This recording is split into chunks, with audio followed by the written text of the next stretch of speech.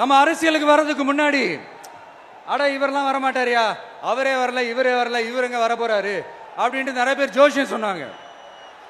அப்புறம் நம்ம கட்சியினுடைய பேர் அறிவிச்சதுக்கு அப்புறம் பேரு தானே அறிவிச்சிருக்கிறாரு, மக்கள் கிட்ட பேர் வாங்கணும்ல, அதெல்லாம் முடியாதுன்னாங்க.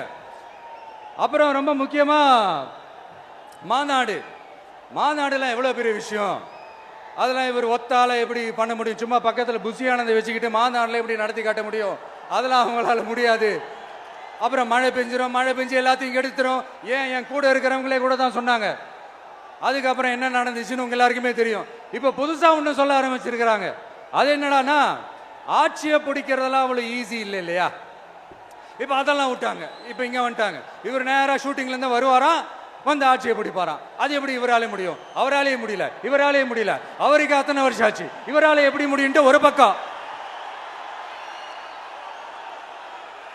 இன்னொரு பக்கம் கூட்டம்லாம் ஓகே தான், அது எப்படி ஓட்டா மாறும் அப்படின்றது இன்னொரு பக்கம். இப்படி கதை, திரைக்கதை, வசனம், இயக்கம், பாடல்கள்,